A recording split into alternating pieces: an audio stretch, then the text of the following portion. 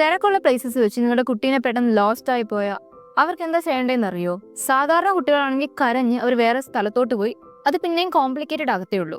കുട്ടികൾ ഇങ്ങനെ ലോസ്റ്റ് ആയി പോയാൽ അവർക്ക് അവരെ തന്നെ സേഫ് ആയിട്ട് കീപ്പ് ചെയ്യാനുള്ള കുറച്ച് ടെക്നിക്സ് നോക്കിയാലോ? ഒന്ന്, പ്ലേയിങ് ഫ്രീസ്. എവിടെ വെച്ചാണോ അവരുടെ അമ്മേനെയും അച്ഛനെയും അവർക്ക് ലോസ്റ്റ് ആയി പോയത് ആ പ്ലേസിൽ തന്നെ നിൽക്കാൻ പറയുക, വേറെ എവിടെയും മൂവ് ചെയ്യാതെ. അതിന് പ്ലേയിങ് സ്റ്റാച്യു ഓർ ഫ്രീസ് എന്നാണ് പറയാറ്. രണ്ട്, സ്മാർട്ട് ഹെൽപ്പേഴ്സ് റൂൾ. ഇങ്ങനെ ലോസ്റ്റ് ആയി പോകുന്ന സമയത്ത് എങ്ങനെയുള്ള ആളുകളോട് നമുക്ക് ഹെൽപ്പ് ചോദിക്കാൻ പറ്റും?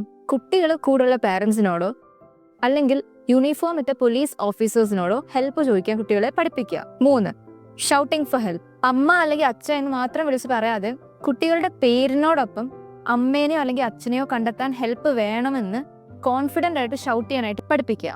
നാല്, do not leave the area. ഇപ്പം ഒരു ബിൽഡിങ്ങിൻ്റെ അകത്ത് വെച്ചിട്ടാണ് കുട്ടികളെ ലോസ്റ്റ് ആയി പോയതെങ്കിൽ പുറത്തോട്ട് ഇറങ്ങാതിരിക്കാൻ പറയുക. കാരണം എവിടെ വെച്ചാണോ ലോസ്റ്റ് ആയി പോയത് അവിടെ തന്നെ നിൽക്കുവാണെങ്കിൽ പാരൻസിന് നിങ്ങളെ കണ്ടെത്താൻ പെട്ടെന്ന് ഈസി ആയിരിക്കും. അഞ്ച്, സേഫ് സ്പോട്ട് റൂൾ. അവർ സ്റ്റിൽ കൺഫ്യൂസ്ഡ് ആണ് എങ്കിൽ സേഫ് സ്പോട്ട്സ് ആയിട്ടുള്ള എൻട്രൻസിലോ അല്ലെങ്കിൽ ഹെൽപ്പ് ഡെസ്കിലോ പോയിട്ട് ഹെൽപ്പ് ചോദിക്കാൻ അവരോട് പറയുക. ഇത് ഓരോ ന്യൂ പ്ലേസസ് വിസിറ്റ് ചെയ്യുമ്പോഴും ഒരു ഗെയിംസിന്റെ റൂൾ പോലെ അവരെ പഠിപ്പിക്കുക. എന്നാൽ മാത്രമേ അവരിത് ഓർത്തിരിക്കത്തുള്ളൂ.